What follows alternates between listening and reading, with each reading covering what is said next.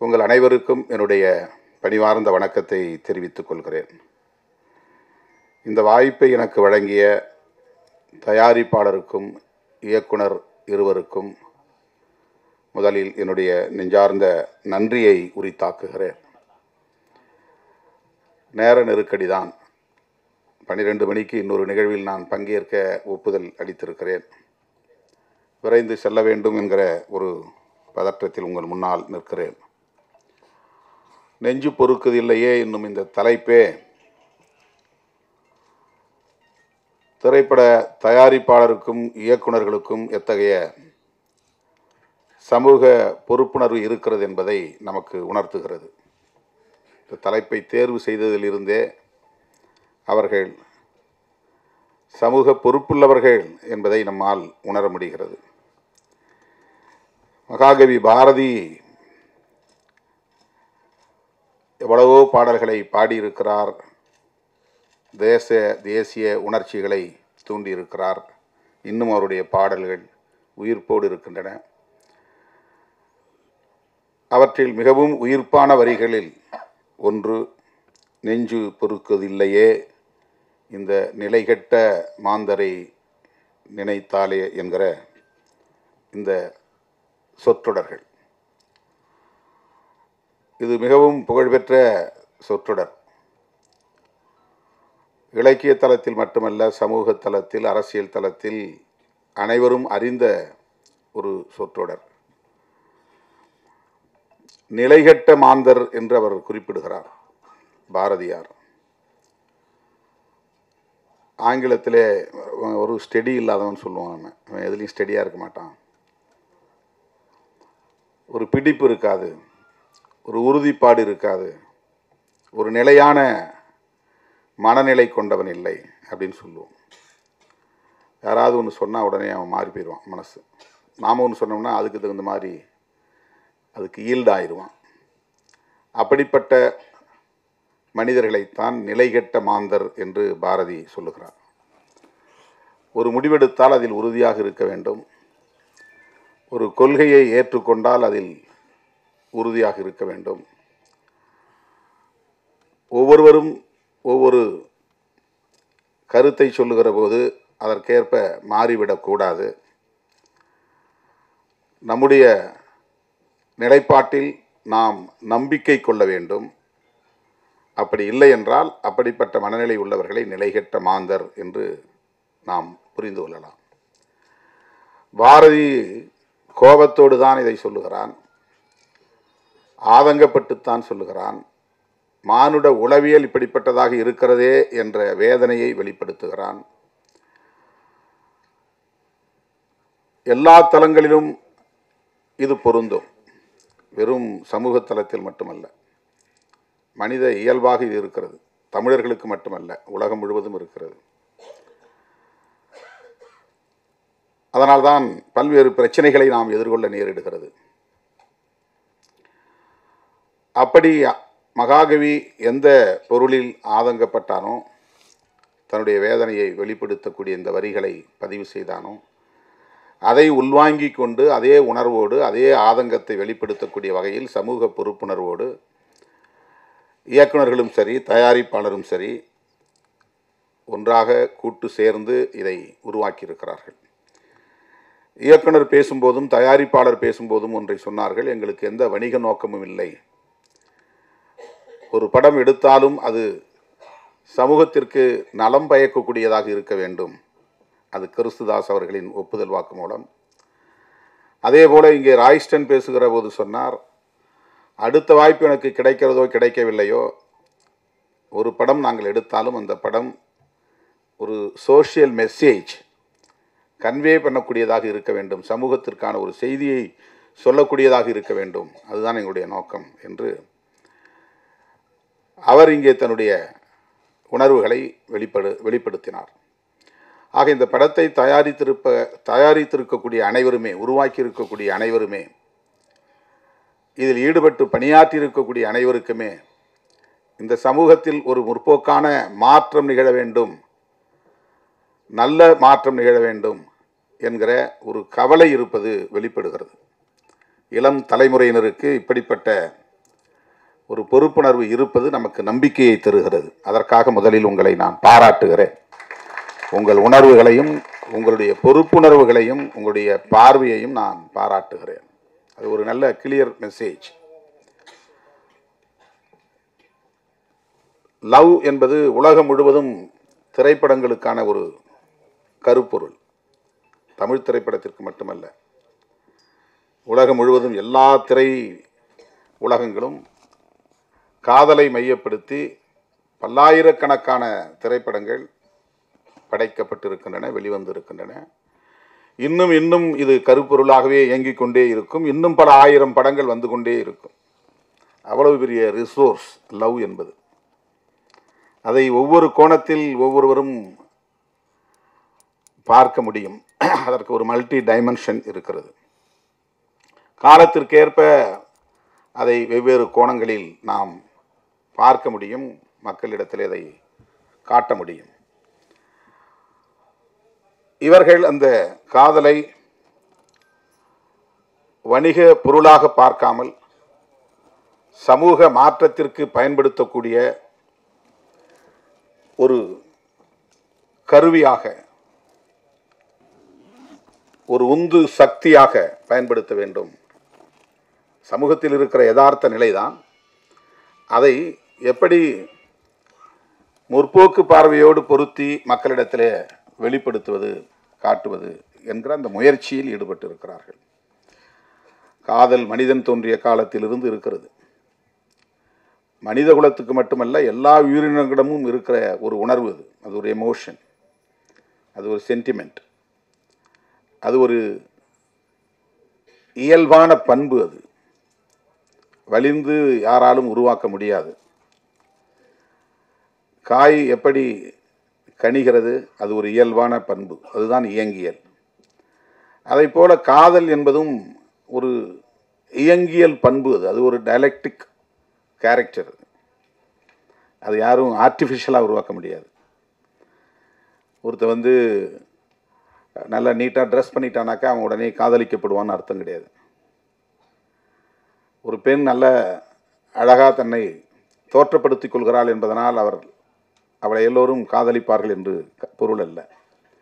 தோற்றம் அதிலே முக்கியமானதல்ல. காதல் என்பது மிகவும் ஆழமான ஒரு உணர்வு, நுட்பமான ஒரு உணர்வு. அது ஒரு இயங்கியல் பண்பு. ஆனால் அது எத்தகைய பிரச்சனைகளை சமூகத்தில் ஏற்படுத்துகிறது, எத்தகைய தாக்கத்தை ஏற்படுத்துகிறது. காதலிக்கிற போது என்ன பிரச்சனைகள், காதலித்த பிறகு, திருமணம் நடந்த பிறகு என்னென்ன பிரச்சனைகள், இவை எதன் பின்னணியில் நிகழ்கின்றன, இவற்றை நம்மால் தொகுத்து பார்க்க முடியாது. நாம் பிரச்சனைகளுக்குள்ளேயே ஓடிக்கொண்டிருப்போம். கலைஞர்களால் தான், படைப்பாளர்களால் தான் வெளியிலிருந்து அதை நுட்பமாக கவனித்து அதை எந்த கோணத்தில் மக்களிடத்திலே உருவகப்படுத்தி காட்ட முடியும் என்கிற ஆற்றல் உண்டு. அப்படித்தான் இன்றைக்கு இயக்குனர்கள் இதை போஸ்ட் மேரேஜ் என்கிற அடிப்படையிலே காதலுக்கு பிறகு, திருமணத்திற்கு பிறகு அவர்கள் எதிர்கொள்ளக்கூடிய ஒரு சமூக பிரச்சனையை மையப்படுத்தி எல்லோரும் ஏற்கனவே பேசியிருக்கிறார்கள் என்றாலும் கூட ஆணவ கொலைகள் குறித்து நாங்கள் ஒரு புதிய கோணத்தில் இதை மக்களுக்கு சொல்ல விரும்புகிறோம். அதுதான் இந்த படம் என்று குறிப்பிட்டிருக்கிறார்கள். படம் பார்த்த பிறகுதான் நமக்கு தெரியும். இதை ஆணவ கொலை என்று நாம் சொல்லுகிறோம். ஆங்கிலத்தில் ஹானர் கில்லிங் என்று சொல்லுகிறார்கள். ஹானர் என்பது கௌரவம் என்று தமிழ்படுத்துகிறோம். அதனால் கௌரவ கொலைகள் என்று நீண்ட காலம் சொல்லப்பட்டு வந்தது. இதில் என்ன கௌரவம் இருக்கிறது? இப்போ நான் முதலில் இதை பற்றி எழுதுகிற போது இதை வரட்டு கௌரவ கொலைகள் என்று எழுதினேன். இது கௌரவ கொலைகள் இல்லை, வரட்டு கௌரவ கொலைகள். அப்படி தான் நான் அதை எழுதிக்கிட்டு இருந்தேன். இந்த ஃபால்ஸ் ப்ரெஸ்டீஜ், இது வரட்டுத்தனமான ஒரு கௌரவம். நான் பெற்ற பிள்ளையை விட 10 மாதம் சுமந்து ஈன்றெடுத்து பாலூட்டி தாளாட்டி சீராட்டி வளர்த்த பிள்ளையை சாதிக்காக, சமூகத்திற்காக அவன் என்ன நினைப்பானோ, இவன் என்ன நினைப்பானோ, ஊர் என்ன சொல்லுமோ என்று உருவாக்கி வைத்திருக்கிற ஒரு ஈகோ பெற்ற பிள்ளையை கூட கொடூரமாக படுகொலை செய்யக்கூடிய அளவுக்கு உந்தி தள்ளுகிறது. அந்த கௌரவம் எப்படி சரியான கௌரவமாக இருக்க முடியும்? எனவே அது ஃபால்ஸ் பிரஸ்டீஜ். அது ஒரு வரட்டு கௌரவம். வரட்டு கௌரவத்திற்காக பெற்ற பிள்ளைகளை கூட படுகொலை செய்கிறார்களே என்கிற ஒரு வழி நமக்கு இருக்கிறது. அதை ஆணவ கொலை என்று இப்போது அழைக்கிறோம். விடுதலை சிறுத்தைகளின் பொதுச் செயலாளர் ரவிக்குமார் இந்த சொல்லாடலை முதலில் பயன்படுத்தினார். இன்றைக்கு எல்லோரும் நாம் பயன்படுத்துகிறோம். ஆணவ கொலை. கொலை பல வகை இருக்கிறது. மெர்சி கில்லிங் இருக்கிறது, கருணை கொலை இருக்கிறது. 100 வயசு ஆகி போச்சு, ஆனால் சாக மாட்டேங்கிறார்.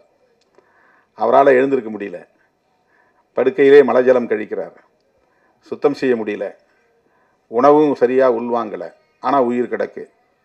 அந்த காலத்தில் இந்த மாதிரி இருக்கிறவங்கள முதுமக்கள் தாழின்னு ஒன்று கண்டுபிடிச்சு பெரிய பானைக்குள்ளே அவங்கள உயிரோடு வச்சு அப்படியே மண்ணுக்குள்ளே புதைச்சிருவாங்க.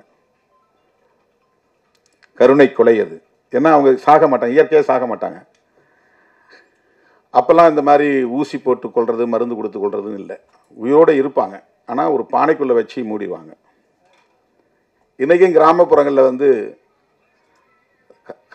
ஒரு கருவாட்டு இந்த காட்டுக்கருவைன்னு நாம் சொல்லுவோம். இந்த பக்கத்தில் என்ன சொல்கிறேன்னு தெரியல, சீமை வேலை, சீமைக்கருவை. அந்த காயை அரைச்சி தலையில் தடவினாங்கன்னா கொஞ்ச நேரத்தில் ஒரு 2 மணி நேரத்தில் அவங்க ஜன்னி மாதிரி பிடிச்சி இறந்துருவாங்க. ஏன்னா அவங்க சாகவே 90 வயசு ஆச்சு, 100 வயசு ஆச்சு, ஒன்றுமே பண்ண முடியல, அவங்கள வச்சு பராமரிக்கவும் முடியல. சில பேர் அதை விட ரொம்ப இளம் வயதிலே கூட அவங்கள மெயின்டைன் பண்ண முடியாது. ஏன்னா மனநலம் பாதிக்கப்பட்டிருப்பாங்க. அவங்களுக்கு ரொம்ப டிஃப்ரெண்ட்லி ஏபிள்டாக இருப்பாங்க, மெயின்டைன் பண்ண முடியாது, பராமரிக்க முடியாது. அதை மெர்சி கில்லிங் அப்படின்னு சொல்கிறாங்க, கருணை கொலை. இது ஹானர் கில்லிங். மெர்சி கில்லிங் என்பது இன்றைக்கு உலகம் முழுவதும் இருக்கிறது. ஹானர் கில்லிங் என்பது உலகம் முழுவதும் இருக்கிறதா என்றால், முற்போக்கு சிந்தனைகள் வளர்ந்து சமூகத்தில் ஆண் பெண் இருவரும் சமம் என்கிற ஜெண்டர் ஈக்குவாலிட்டி வளர்ந்திருக்கிற சமூகத்தில் இது கிடையாது. ஜெண்டர் ஈக்குவாலிட்டி உள்ள சமூகத்தில் இது கிடையாது. 2 பேரும் படிக்கிறோம், 2 பேரும் வேலைக்கு போகிறோம், 2 பேரும் சம்பாதிக்கிறோம் என்று எந்த சமூகத்தில் ஆண் பெண் பாகுபாடு இல்லாமல் இருக்கிறதோ அந்த பாகுபாடு இல்லாத சமூகத்தில் ஆணர் கில்லிங் கிடையாது. இங்க இன்ஃபான்டிசைடு இருக்கு, சிசு கொலை. கருவறையிலேயே கொலை செய்யக்கூடிய நிலை இருக்கு. வயிற்றில் இருக்கும்போதே அபார்ஷன் பண்ற நிலை இருக்கு. பெண் குழந்தையா இருந்தா பெண் குழந்தைகளை வயிற்றில் இருக்கும்போதே கண்டுபிடிச்சு கொண்டுடுறாங்க. பிறந்த உடனேயே கள்ளிப்பால் ஊற்றி படுகொலை செஞ்சிடறாங்க. சிசு கொலை. சிசு கொலையும் ஹானர் கில்லிங் என்கிற இந்த ஆணவ கொலையும் நம்முடைய சமூகத்தின் மிகப்பெரிய களங்கம், மிகப்பெரிய கரை. அது இந்த சமூகம் எந்த அளவுக்கு முற்போக்கு சிந்தனை இல்லாமல் இருக்கிறது, பழமைவாத சிந்தனைக்குள் மூழ்கி கிடக்கிறது, பெண்களை எந்த அளவுக்கு ஒரு சுமையாக கருதுகிறது,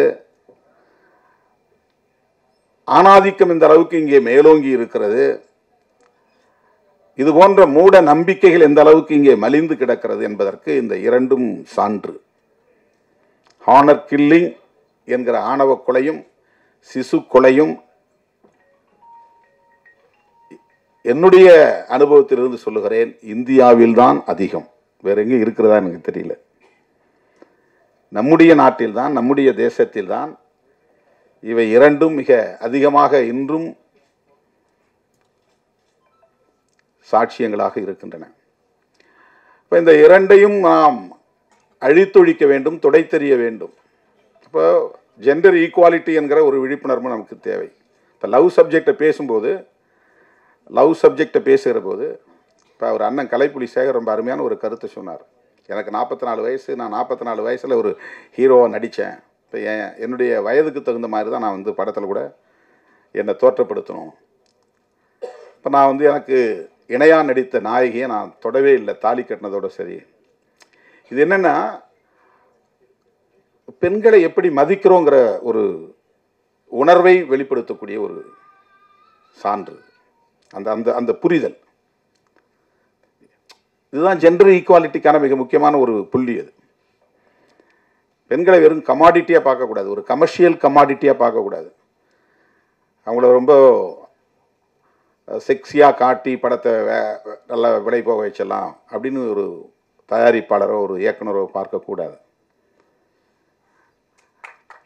கதாநாயகனுக்கு இணையானவர்கள் தான் கதாநாயகிகளும். 2 பேருக்கும் ஒரே மாதிரி உணர்வு தான், 2 பேருக்கும் ஒரே மாதிரியான சென்டிமெண்ட்ஸ், 2 பேருக்கும் ஒரே மாதிரியான டிக்னிட்டி சமூகத்தில் இருக்குது. இப்போ அதை வந்து நாம் மதிக்கணும்.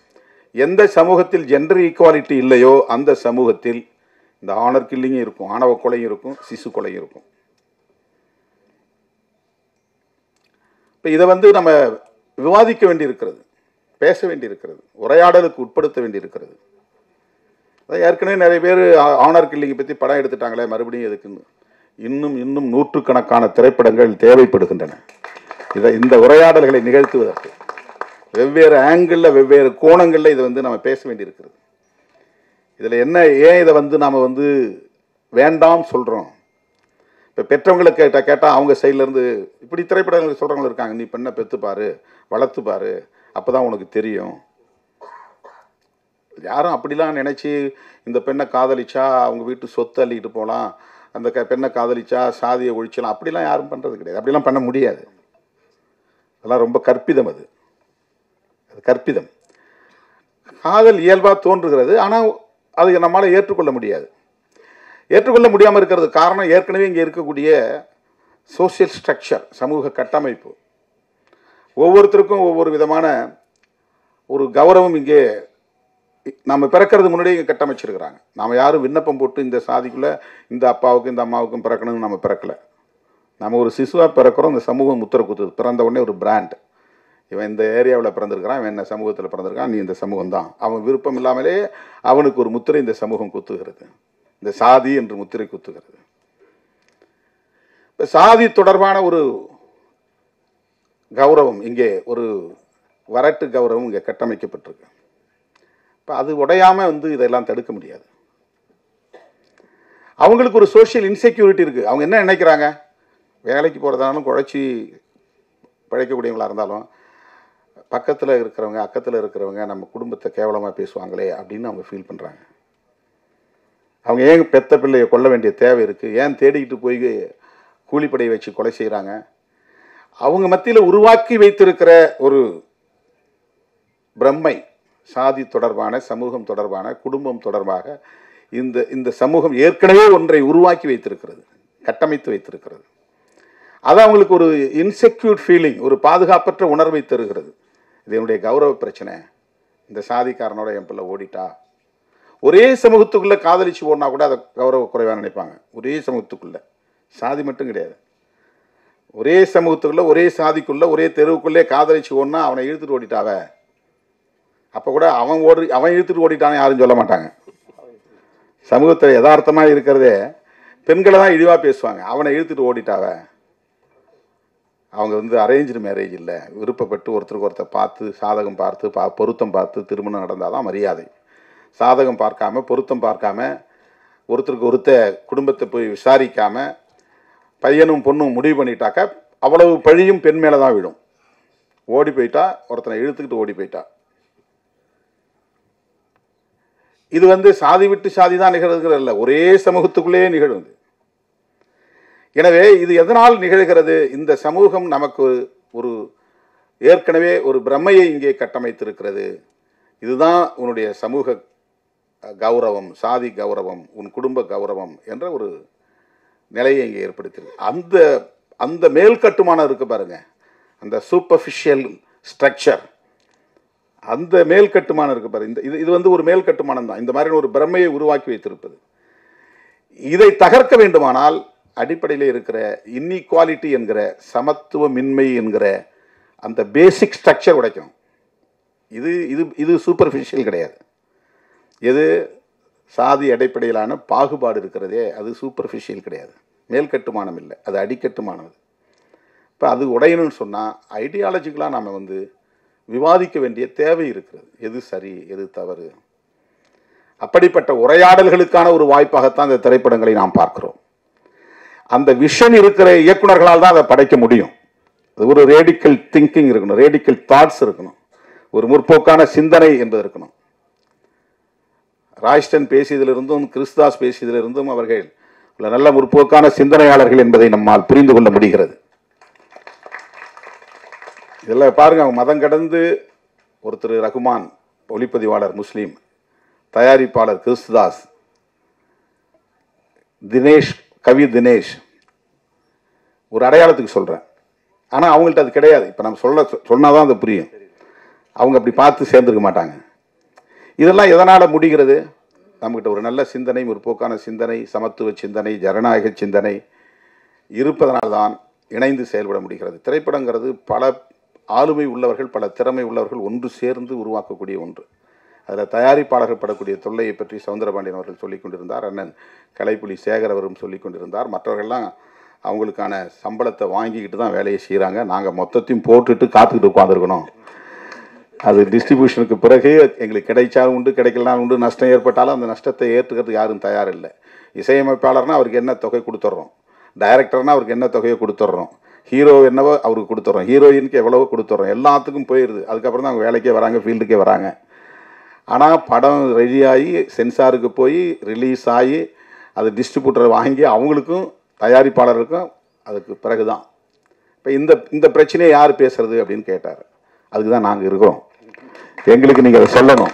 எங்களுக்கு அது தெரியாது. டிஎஸ்ஆர் சுபாஷ் சொன்ன மாதிரி இந்த பிரச்சனைகளெல்லாம் அவர் ரொம்ப அருமையாக சொன்னார். திருவள்ளுவர் படத்தை வந்து அது பேட்டர்ன் ரைட் பண்ணுற மாதிரி பண்ணணும். நிறைய விஷயங்கள் இன்னும் பேசப்பட வேண்டிய, உரையாடலுக்கு உட்படுத்த வேண்டிய பிரச்சனைகள் நிறைய இருக்கிறது. திரைத்துறையிலே பிற்போக்குவாதிகளின் கை ஓங்கிவிடக்கூடாது, சனாதன சக்திகளின் கைகள் ஓங்கிவிடக்கூடாது. முற்போக்கான சிந்தனையாளர்கள் வேடிக்கை பார்க்கக்கூடியவர்களாக இருக்கக்கூடாது. என்னை கூட சில பேர் கேட்டாங்க, உங்களுக்கு இந்த அரசியலுக்கு பொருத்தமே இல்லை, நீங்கள் ஒரு அரசியல்வாதி மாதிரியே தெரியலையே, நீங்கள் இதுக்குள்ளே போய் சிக்கினீங்க அப்படின்னு. Well wishes. அரசியல் டிப்பிக்கல் பொலிட்டிஷியன் வந்து எப்படி இருக்கணும்னு உங்களுக்கு தெரியும். இப்போ அந்த சிம்டம்ஸ் உங்கள்கிட்ட தெரியலையே. இப்போ நாம் வேடிக்கை பார்க்குறவங்களா இருந்தோம்னா வெறும் சாதியவாதிகளும் மதவாதிகளும் மக்களை ஏய்க்கக்கூடிய சக்திகளும் தான் அரசியலில் வந்து எஞ்சுவாங்க. நாம் நுழைய வேண்டியிருக்குது. எல்லா இடங்களையும் நம்ம வந்து ஊடுருவ வேண்டியிருக்கிறது. அரசியல் தளமாக இருந்தாலும், கலை உலகமாக இருந்தாலும், எல்லா இடங்களிலும் ஜனநாயக சக்திகளின் கைகள் ஓங்க வேண்டும்.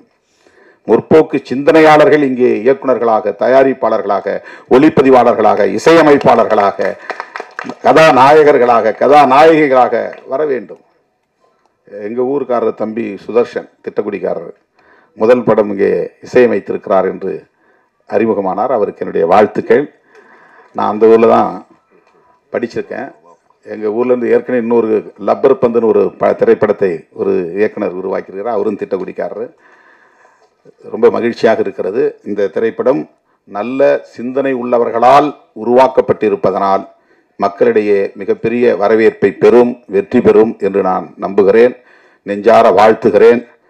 இந்த படம் சமூக தளத்திலும், பண்பாட்டு தளத்திலும், அரசியல் தளத்திலும் ஒரு நல்ல தாக்கத்தை ஏற்படுத்தும் என்று நம்பிக்கையோடு வாழ்த்தி வாய்ப்புக்கு நன்றி கூறி முடிக்கிறேன். நன்றி, வணக்கம்.